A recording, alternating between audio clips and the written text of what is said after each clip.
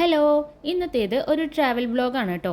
ഞങ്ങൾ ബാംഗ്ലൂർ പോയപ്പോൾ അവിടെ തന്നെയുള്ള ഒരു ഫേമസ് ആയിട്ടുള്ള ബയോളജിക്കൽ പാർക്ക് കൂടി വിസിറ്റ് ചെയ്തിട്ടുണ്ടായി. ഭയങ്കര മനോഹരമായിട്ടുള്ള കാഴ്ചകളും ഫോറസ്റ്റിലൂടെയുള്ള യാത്രയും ഒപ്പം സൂയിലെ കാഴ്ചകളൊക്കെയാണ് കേട്ടോ ഇന്നത്തെ വീഡിയോ എന്ന് പറയുന്നത്. ഒരുപാട് അനിമൽസിനെ നേരിൽ കാണാനും അതെല്ലാം കണ്ടാസ്വദിക്കാനും ഈ യാത്രയിലൂടെ സാധിച്ചിട്ടുണ്ട്. അപ്പോൾ ഇന്നത്തെ യാത്രാ വിശേഷങ്ങൾ കണ്ടാലോ? അങ്ങനെ ടിക്കറ്റ് എടുക്കാനായിട്ട് ഞങ്ങൾ പോവാണ് കേട്ടോ. വളരെ നേരത്തെ തന്നെ ഞങ്ങൾ എത്തിയിട്ടുണ്ട്. കാരണം നമ്മൾ ടിക്കറ്റ് പോലും ഓൺലൈനായിട്ടാണ് എടുത്തിട്ടുണ്ടായിരുന്നത്. ഇവിടെ മിനിമം ടിക്കറ്റ്സ് മാത്രമേ ഓഫ്ലൈനായിട്ട് കൊടുക്കുകയുള്ളൂ കേട്ടോ. ഇതിൻ്റെ ഒരു സൈഡിലായിട്ട് ഫുഡ് സെക്ഷൻ ഉണ്ട്. അവിടെ നിന്ന് നമുക്ക് ഇഷ്ടമുള്ള ഫുഡൊക്കെ കഴിക്കാനായിട്ട് പറ്റും. ഈ ടിക്കറ്റ് ഓൺലൈൻ ആയിക്കോട്ടെ ഓഫ്ലൈനായിട്ട് കിട്ടുന്ന ടിക്കറ്റ്സ് പോലും കുറച്ച് എമൗണ്ട് മാത്രമേ കിട്ടുള്ളൂ. അതും നേരത്തെ വന്നിട്ട് നമ്മൾ ക്യൂ ഒക്കെ നിന്ന് കഴിഞ്ഞാൽ മാത്രമാണ് കേട്ടോ നമുക്കത് വാങ്ങാനായിട്ട് പറ്റുക. കണ്ടില്ലേ, ടിക്കറ്റിൻ്റെ കൗണ്ടറാണ് ഇപ്പോൾ കണ്ടത്. നമ്മൾ ഓൺലൈനായിട്ടാണ് ടിക്കറ്റ് എടുക്കുന്നതെങ്കിൽ ആ ഒരു എടുത്തിട്ടുള്ള ഒരു മൊബൈലിൽ വന്നിട്ടുള്ള ആ ഒരു മെസ്സേജ് നമ്മൾ എൻട്രി ചെയ്യുന്ന സമയത്ത് കാണിച്ചു കൊടുത്താൽ മതി കേട്ടോ. അങ്ങനെ നമ്മൾ ചെറിയൊരു രീതിയിലുള്ള ചെക്കിംഗ് ഒക്കെ കഴിഞ്ഞതിന് ശേഷം നമുക്ക് ഉള്ളിലേക്ക് കടക്കാനായിട്ട് പറ്റും. ഇവിടെയുള്ള ഫസ്റ്റത്തെ കാര്യം എന്ന് പറയുന്നത് ഒരു സഫാരിയാണ് കേട്ടോ.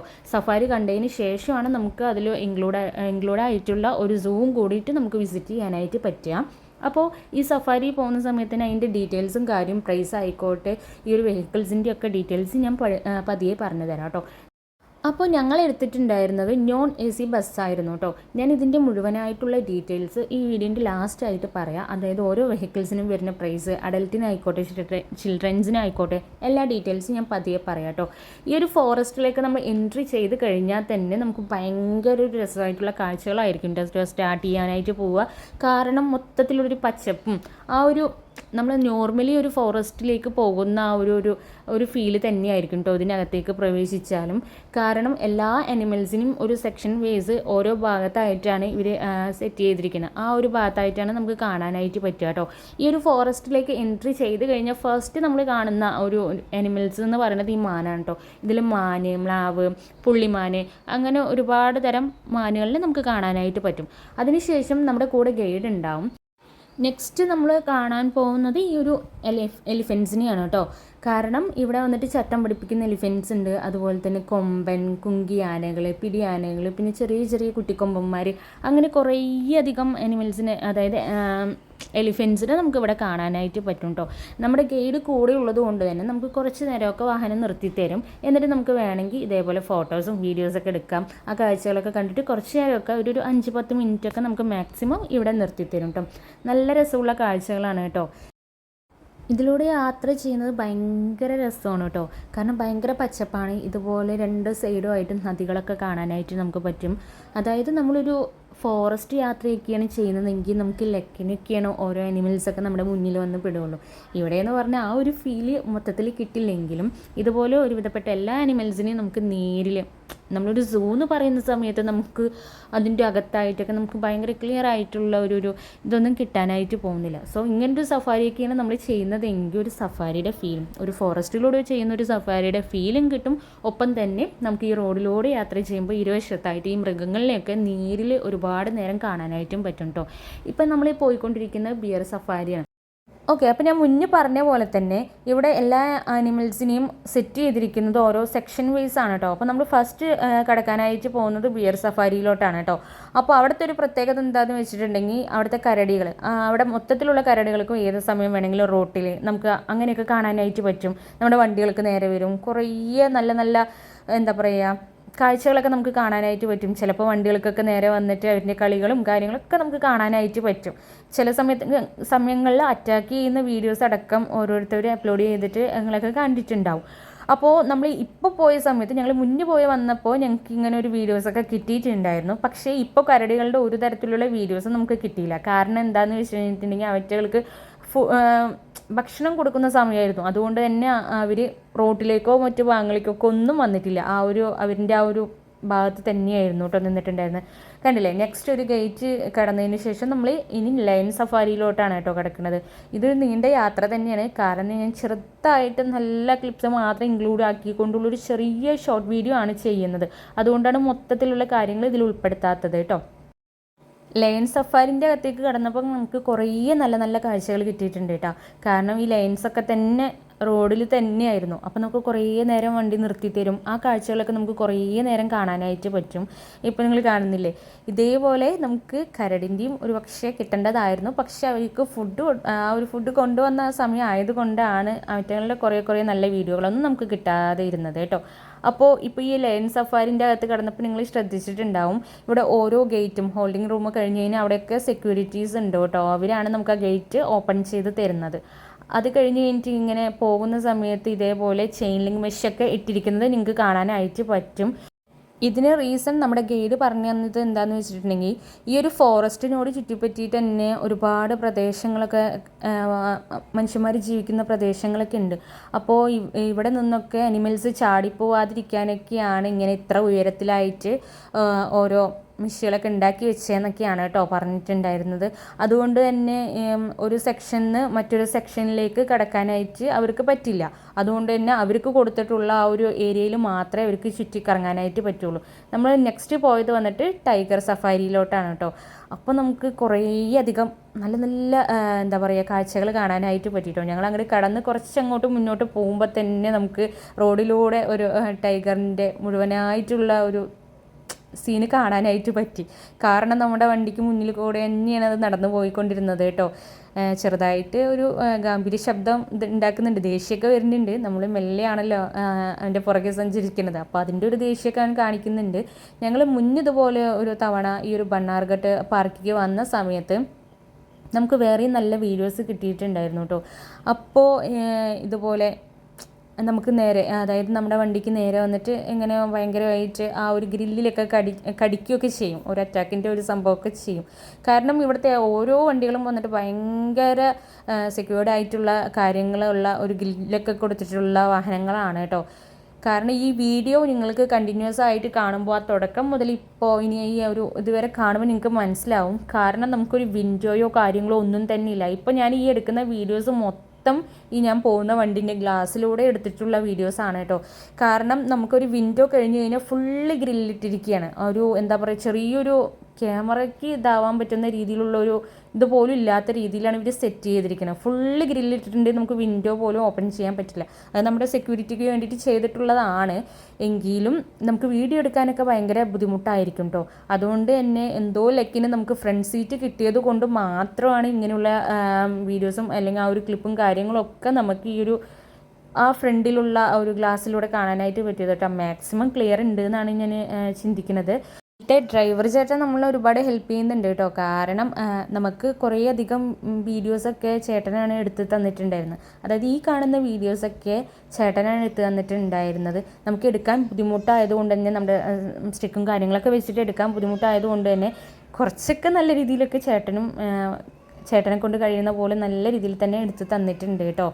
അപ്പോൾ അതിന് അവർ ഇതേപോലെ നമുക്ക് ഹെൽപ്പ് ചെയ്യുകയാണെങ്കിലും അതിനുള്ള പേയ്മെൻറ്റ് അവർ വണ്ടിയിൽ നിന്ന് ഇറങ്ങുന്ന സമയത്ത് ചോദിക്കും കേട്ടോ. കാരണം അവർ ഹെൽപ്പ് ചെയ്തതാണല്ലോ. അപ്പോൾ അതിനനുസരിച്ച് ഒരു ചെറിയ ഏതെങ്കിലും ഒരു എമൗണ്ട് ചോദിക്കും. എല്ലാവരും അങ്ങനെയാണോ എന്നറിയില്ല, പക്ഷേ ഈ ചേട്ടൻ അങ്ങനെയായിരുന്നു കേട്ടോ. കുഴപ്പമില്ല, നമുക്ക് മാക്സിമം നല്ല രീതിയിലൊക്കെ വീഡിയോസ് എടുത്ത് തരുന്നുണ്ടല്ലോ. അപ്പോൾ നമുക്കതിൽ കൊടുക്കുന്നതുകൊണ്ട് കുഴപ്പമൊന്നുമില്ല. നെക്സ്റ്റ് നമ്മൾ കുറച്ചങ്ങോട്ട് ദൂരം സഞ്ചരിച്ച് കഴിഞ്ഞ് കഴിഞ്ഞിട്ടുണ്ടെങ്കിൽ ഇതുപോലെ നെക്സ്റ്റ് ഒരു ടൈഗർ ഇതേപോലെ നമ്മുടെ ഫ്രണ്ടിൽ തന്നെ ആയിട്ട് കിട്ടിയിട്ടുണ്ടായിരുന്നു കേട്ടോ. ഇതും നല്ല ക്യൂട്ടായിട്ടുള്ള നിറയെ വീഡിയോസ് കിട്ടിയിട്ടുണ്ടായിരുന്നു. പക്ഷേ ഒരുപാട് ഇൻക്ലൂഡ് ആക്കി കഴിഞ്ഞിട്ടുണ്ടെങ്കിൽ മാക്സിമം ലെങ്തായി പോകുമല്ലോ എന്ന് ചിന്തിച്ചിട്ടാണ്.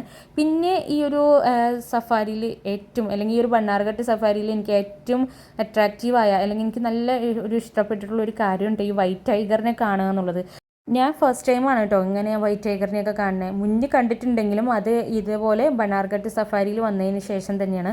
നമ്മൾ ഒരുപാട് സൂ ഒക്കെ വിസിറ്റ് ചെയ്തിട്ടുണ്ടെങ്കിൽ പോലും അങ്ങനെ അവിടെ വൈറ്റ് ടൈഗറിനെ ഒന്നും കണ്ടിട്ടില്ല കേട്ടോ. ഈ ഒരു വൈറ്റ് ടൈഗർ കാണാൻ പറ്റിയിട്ടുള്ളത് ഇതുപോലെ ബണ്ണാർഘട്ട് സഫാരി വന്നതിന് ശേഷം മാത്രമാണ് കേട്ടോ.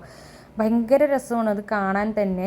അപ്പോൾ നമ്മൾ ഒന്ന് എണീച്ച് നടന്നിരുന്നെങ്കിൽ എന്നൊക്കെ ആഗ്രഹിക്കുന്നുണ്ട്. പക്ഷേ ആൾ ഭയങ്കര ക്ഷീണത്തിലാണ്, ഫുഡൊക്കെ കഴിച്ച് ഭയങ്കര ക്ഷീണത്തിലാണ്. നമുക്ക് കുറേ നോർമലി ഈ ഒരു ടൈഗറിൻ്റെ വീഡിയോസ് കുറേ കിട്ടിയിട്ടോ. ഞാൻ മുന്നേ പറഞ്ഞ പോലെ തന്നെ ഒരുപാട് വീഡിയോസ് നമ്മൾ എടുത്തിട്ടുണ്ടെങ്കിലും അത് ഒത്തിരി ആഡ് ആക്കാൻ പറ്റാത്തത് കൊണ്ടാണ് ചെറിയ ക്ലിപ്സ് മാത്രം നമ്മൾ ഇതിൽ ആഡ് ചെയ്യുന്നത് കേട്ടോ.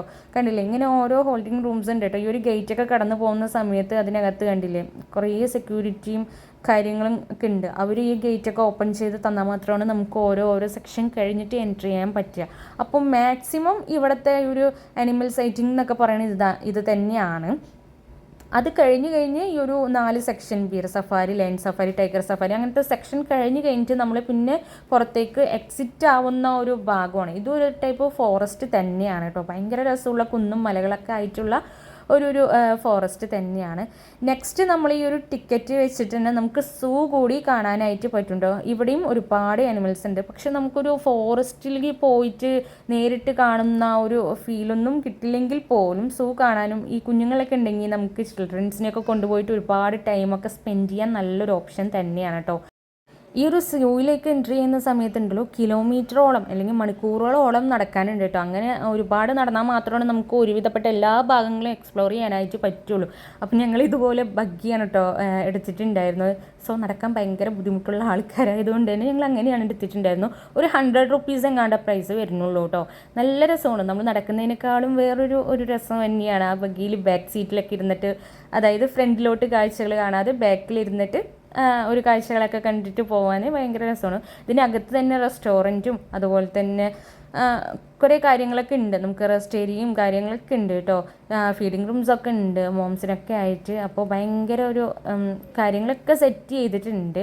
അപ്പോൾ ഇവിടെയും ഈ ഒരു സൂവിനകത്ത് കടന്നാലും ഇതുപോലെ ഒരു സെക്ഷൻ വൈസ് ആയിട്ട് ലയൺസ് ആയിക്കോട്ടെ, ടൈഗർ, ലെപ്പേർഡ്സ്, ബിയർ, അങ്ങനെ എല്ലാവരും സെറ്റ് ചെയ്തിട്ടുണ്ട്. പിന്നെ എക്സ്ട്രാ കുറേ അധികം ബേർഡ്സ്, സ്നേക്സ്, അങ്ങനെ കുറേ കാര്യങ്ങളൊക്കെ നമുക്ക് നല്ല രീതിയിൽ കാണാനായിട്ട് പറ്റുന്നുണ്ടോ.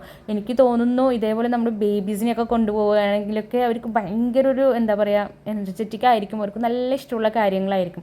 കാരണം നമ്മളെക്കാളും ഭയങ്കര ഇഷ്ടമായിരിക്കും ബേബീസിന് ഇങ്ങനെയുള്ള കാര്യങ്ങളൊക്കെ കാണാനും അതൊക്കെ കണ്ട് ആസ്വദിക്കാനും.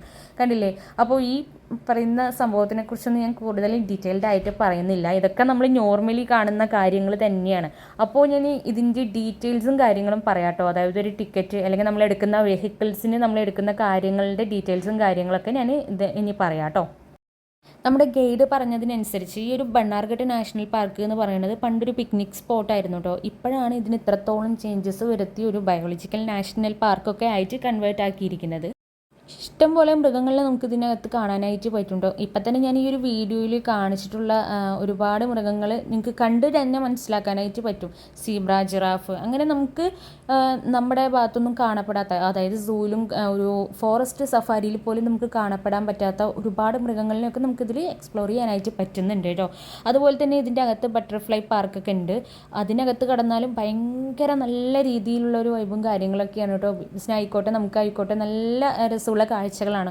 ഒരുപാട് ബട്ടർഫ്ലൈസ് പല നിറത്തിലും അത് കാണുമ്പോൾ തന്നെ നമുക്കറിയാമല്ലോ, ഓരോ ചെടിയിലും വന്നിരുന്നിട്ടുള്ള ഒരു ഇതൊക്കെ കാണുമ്പോൾ നമുക്ക് മനസ്സിനൊക്കെ ഭയങ്കര ഒരു എന്താ പറയുക ഒരു ഹാപ്പി ഫീലാണ് അതിനകത്തൊക്കെ പോയിട്ട് കാണുന്ന സമയത്ത്. പിന്നെ ഇതിനകത്തായിട്ടൊരു മ്യൂസിയം പോലെയൊക്കെ സെറ്റ് ചെയ്തിട്ടുണ്ട്. ഇതിൽ മൃഗങ്ങളുടെ ഒരു എന്താ പറയുക അസ്ഥികൂടങ്ങൾ, അതിൻ്റെ ഫോട്ടോഗ്രാഫ്സ്, അങ്ങനെ അതിൻ്റെ പഠനങ്ങൾ, അങ്ങനെയൊക്കെ ആയിട്ടൊരു മ്യൂസിയം കാര്യങ്ങളൊക്കെ സെറ്റാക്കിയിട്ടുണ്ട് കേട്ടോ.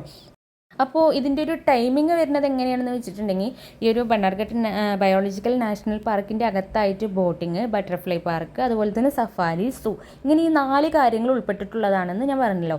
ഈ ഒരു സൂവിൻ്റെ ടൈമിങ് വരുന്നത് എങ്ങനെയാണെന്ന് വെച്ചിട്ടുണ്ടെങ്കിൽ 9:30 AM ടു ഒരു 5 PM വരെയൊക്കെയാണ് കേട്ടോ. അതുപോലെ തന്നെ സഫാരി ആയിക്കോട്ടെ 10 മണിക്ക് സ്റ്റാർട്ട് ചെയ്തിട്ട് ഒരു 4:30 PM ഒക്കെ ആകുമ്പോഴേക്കും അവസാനിക്കും. ബട്ടർഫ്ലൈ പാർക്കിൻ്റെ അകത്തേക്കുള്ള വിസിറ്റിംഗ് ടൈം എന്ന് പറയുന്നതും ഈ 9:30 മുതൽ 5 മണി വരെ തന്നെയാണ്. ബോട്ടിങ്ങും 9:30 ടു 5 PM വരെയാണ് കേട്ടോ. അപ്പോൾ ഈ ഒരു പാർക്കിനകത്ത് നമ്മൾ കടന്നിട്ട് ഈ ഒരു സൂ അല്ലെങ്കിൽ സഫാരി, ബട്ടർഫ്ലൈ പാർക്ക്, മ്യൂസിയം, ഇങ്ങനെ ഈ ഒരു 4 ഭാഗങ്ങളും നമ്മൾ കവർ ചെയ്യണമെങ്കിൽ നമ്മൾ തന്നെ ഒരു ടൈം അറേഞ്ച്മെൻറ്റ് നടത്തണം. കാരണം ഒരു സഫാരി കഴിഞ്ഞതിന് ശേഷം ഒരു സൂ വിസിറ്റ് ചെയ്യുക, അതിനുശേഷം butterfly park and then next, അങ്ങനെ നമ്മൾ തന്നെ ഒരു ടൈം അറേഞ്ച്മെൻറ്റ് നടത്തിക്കഴിഞ്ഞാൽ നമുക്ക് മാക്സിമം ഒരു ദിവസം കൊണ്ട് തന്നെ ഈ ഒരു 4 ഭാഗവും കവർ ചെയ്യാനായിട്ട് പറ്റും കേട്ടോ. പിന്നെ ഓൺലൈൻ ടിക്കറ്റായിട്ട് നമ്മൾ അവരുടെ സൈറ്റിൽ കയറി എടുക്കുന്നത് തന്നെയാണ് കേട്ടോ ബെറ്റർ ഓപ്ഷൻ എന്ന് പറയുന്നത്. അതിലും നമ്മൾ ശ്രദ്ധിക്കേണ്ടതായിട്ടുള്ള കാര്യങ്ങളുണ്ട്. നമ്മൾ ഓൺലൈൻ ടിക്കറ്റ് എടുക്കുന്ന സമയത്ത് അതിൻ്റെ വെഹിക്കിൾ ആയിക്കോട്ടെ കാര്യങ്ങളൊക്കെ നമ്മൾ അതിനനുസരിച്ച് യൂസ് ചെയ്തിട്ടായിരിക്കും നമ്മൾ അതിൻ്റെ പ്രൈസും എമൗണ്ടൊക്കെ നമ്മൾ അയച്ചു കൊടുക്കുക.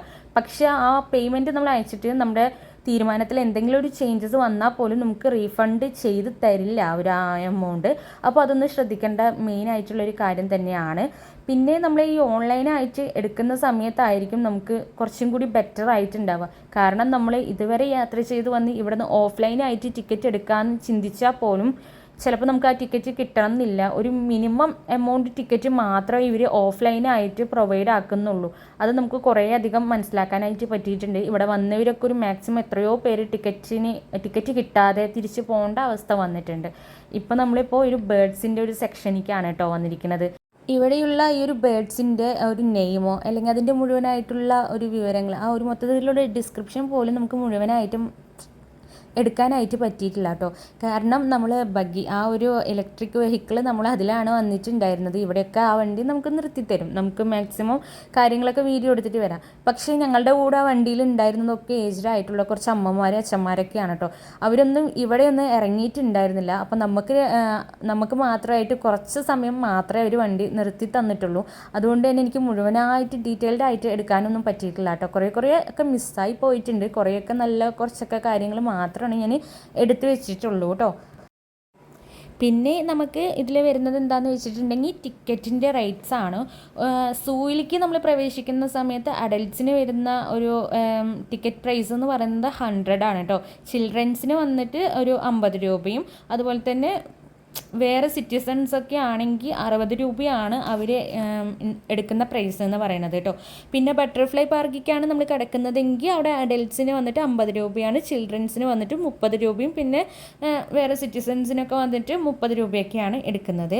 അതുപോലെ തന്നെ നമ്മൾ non A C bus safari ആണ് ചൂസ് ചെയ്യുന്നതെങ്കിൽ ആ ഒരു non A C bus safari എന്ന് പറയുമ്പോൾ അതിൽ സൂ പ്ലസ് സഫാരി ഇൻക്ലൂഡ് ആണ് കേട്ടോ. ഈ 2 കാര്യം കൂടി ഇൻക്ലൂഡ് ആയിട്ട് വരുന്ന അഡൽട്ട്സിൻ്റെ പ്രൈസ് എന്ന് പറയുന്നത് 350 രൂപയാണ് നോൺ എ സി ബസ്സിൽ കേട്ടോ. ചിൽഡ്രൻസിന് വരുന്നത് 200 രൂപ, പിന്നെ സിറ്റിസൺസിനൊക്കെ വരുന്നത് 250 രൂപയാണ്. അതേ സ്ഥാനത്ത് നമ്മളത് എ സി ബസ്സായിട്ടാണ് കൺവേർട്ട് ആക്കിയിട്ട് എടുക്കുന്നതെങ്കിൽ അഡൽട്ട്സിന് 670 രൂപയും ചിൽഡ്രൻസിന് വന്നിട്ട് 470 രൂപയാണ് കേട്ടോ. ഈ ഒരു സഫാരിയിൽ വന്നിട്ട് ഈ ഒരു സൂവിലേക്കുള്ള എൻട്രി ടിക്കറ്റിൻ്റെ ഒരു ചാർജും അതുപോലെ തന്നെ നമ്മുടെ സഫാരി ചാർജും ഇൻക്ലൂഡ് ആവുന്നുണ്ട്. ഒരു നോൺ എ സി സഫാരിയിലത്തെ കാര്യം ഞാൻ മുന്നേ പറഞ്ഞപ്പോൾ. അതുപോലെ തന്നെ എ സി ബസ് സഫാരിയിൽ നമ്മൾ പറഞ്ഞപ്പോഴുണ്ടല്ലോ, ഇതിൽ സൂവും അതുപോലെ തന്നെ സഫാരി, ബട്ടർഫ്ലൈ പാർക്ക്, ക്യാമറ ഇതൊക്കെ ഇൻക്ലൂഡ് ആയിട്ടുള്ള ചാർജാണ് ഞാനിപ്പോൾ പറഞ്ഞത് കേട്ടോ. 670 രൂപയും അതുപോലെ തന്നെ ചിൽഡ്രൻസിന് 470 രൂപയും. ഇതൊരു ബെറ്റർ ഓപ്ഷനായിട്ട് എനിക്ക് തോന്നി കേട്ടോ. കാരണം ഞാൻ അങ്ങനെ ചെയ്യാൻ നോക്കിയപ്പോൾ നമുക്ക് A C bus full booked ആയിരുന്നു. അതുകൊണ്ടാണ് നമുക്ക് അങ്ങനൊരു ആ ഒരു രീതിയിൽ നമ്മൾ നോൺ എ സി ബസ് എടുത്തിട്ടുണ്ടായിരുന്നത് കേട്ടോ. ഇത് നല്ലൊരു ഓപ്ഷനായിട്ട് എനിക്ക് തോന്നി. കാരണം എ സി ബസ്സാണ് സഫാരി, ബട്ടർഫ്ലൈ പാർക്ക്, നമുക്ക് ക്യാമറ ചാർജും കൂടി ഇൻക്ലൂഡ് ആണെന്ന് പറഞ്ഞപ്പോൾ അത് നല്ലൊരു കാര്യമായിട്ട് തോന്നി കേട്ടോ. ഇത് അതേ രീതിയിൽ ജീപ്പ് സഫാരി ആണെങ്കിൽ 2 രീതിയിലാണ് ചാർജ് വരുന്നത്. എ സി ആണെങ്കിൽ 4300 നോൺ എ സി ആണെങ്കിൽ 3600 അങ്ങനെ എന്തോ ഒരു എമൗണ്ടാണ് വരുന്നത്. അതും 6 സീറ്റർ കേട്ടോ. എനിക്ക് ഫസ്റ്റ് ടൈം ഞാൻ ഫാമിലി ആയിട്ട് വന്ന സമയത്ത് ഞങ്ങൾ ജീപ്പ് സഫാരിയാണ് എടുത്തിട്ടുണ്ടായിരുന്നത്. എനിക്ക് എന്തുകൊണ്ടും ഒരു വർത്തായിട്ട് തോന്നിയിട്ടുള്ളത് ബസ് സഫാരി തന്നെയാണ്. കാരണം ആ ഒരു എമൗണ്ട് എടുത്തിട്ട് നമ്മൾ കാണുന്ന കാഴ്ചകൾ തന്നെയാണ് ബസ് സഫാരിയിലും കാണുന്നത്. പ്രത്യേകിച്ച് നമുക്ക് ഈ ഒരു സെക്യൂർഡ് ആയിട്ട് അവർ ഗ്രില്ലും കാര്യങ്ങളൊക്കെ ഇട്ടിട്ടുണ്ടെങ്കിൽ പോലും എനിക്ക് തോന്നുന്നു ബസ്സിലാവുമ്പോൾ നമുക്ക് കൂടുതൽ എഴുന്നേറ്റ് നിന്നിട്ടെങ്കിലും കാര്യങ്ങളൊക്കെ നേരിട്ട് കാണാനായിട്ട് അതിൽ കൂടെ കാണാനായിട്ട് പറ്റും. ജീപ്പിലാവുന്ന സമയത്ത് ഇതേപോലെ ഫുള്ള് വിൻഡോ സീറ്റൊക്കെ ഫുള്ള് നമുക്ക് ക്ലോസ്ഡ് ആയിരിക്കും. അപ്പോൾ ഈ എഴുന്നേറ്റ് നിൽക്കാനോ മറ്റു കാര്യങ്ങളൊന്നും കഴിയാത്തത് കൊണ്ട് തന്നെ ഏറ്റവും ബെറ്ററായിട്ട് എനിക്ക് പേഴ്സണലി തോന്നിയിട്ടുള്ളത് ബസ്സിൻ്റെ തന്നെയാണ് കേട്ടോ. അപ്പോൾ ഇത്രയൊക്കെയാണ് ഇതിന് മെയിനായിട്ട് കാര്യങ്ങൾ വരുന്നത്. നല്ല രസമുള്ളൊരു യാത്ര തന്നെയായിരുന്നു കേട്ടോ. കാരണം ഒരു ചെറിയൊരു ടിക്കറ്റ് ചാർജ് വെച്ചിട്ട് നമുക്കൊരു ഫോറസ്റ്റിലൂടെ ഒരു യാത്ര പോയൊരു ഫീല്, അല്ലെങ്കിൽ നേരിട്ട് ഈ ഒരു അനിമൽസിനെയൊക്കെ കണ്ടിട്ടുള്ള ആ ഒരു ഫീല് അതൊക്കെ കിട്ടണമെന്നില്ല. നമ്മൾ ഡയറക്റ്റ് ആയിട്ട് നോർമൽ ഒരു ഫോറസ്റ്റിലേക്ക് കടന്നാൽ പോലും നമുക്ക് മൃഗങ്ങളെ കാണാൻ പറ്റുന്നത് ഒരു ലക്കിനനുസരിച്ചിട്ടൊക്കെ ആയിരിക്കും. ഇതുപോലെ നമുക്ക് റോഡിൽ എത്രയും ക്ലിയർ ആയിട്ടോ അടുത്ത് നിന്നിട്ടോ കാണാൻ കഴിഞ്ഞു എന്ന് വരില്ല. അപ്പോൾ അങ്ങനെ വെച്ച് നോക്കുമ്പോഴൊക്കെ ആ ഒരു എമൗണ്ടിന് നല്ലൊരു ഫോറസ്റ്റ് സഫാരിയും പ്ലസ് ഇതേപോലെ സൂവിൽ കയറിയിട്ടുള്ള ഇത്രയും മനോഹരമായിട്ടുള്ള കാഴ്ചകളൊക്കെ കാണാൻ പറ്റിയത് എത്രയോ വേർത്തായിട്ട് എനിക്ക് തോന്നി കേട്ടോ. നല്ലൊരു യാത്ര തന്നെയായിരുന്നു കേട്ടോ. മാക്സിമം കണ്ടിട്ടുള്ള കാര്യങ്ങളൊക്കെ എനിക്ക് ഈ ഒരു വീഡിയോയിൽ ഉൾപ്പെടുത്താൻ പറ്റിയെന്നാണ് ഞാൻ വിചാരിക്കുന്നത്. അപ്പോൾ വീഡിയോ ഇഷ്ടപ്പെടുകയാണെങ്കിൽ തീർച്ചയായിട്ടും ചാനൽ ഒന്ന് സബ്സ്ക്രൈബ് ചെയ്യാം കേട്ടോ. നല്ലൊരു വീഡിയോ ആയിട്ട് വരുന്നവരേക്കും ടാറ്റാ ബൈ.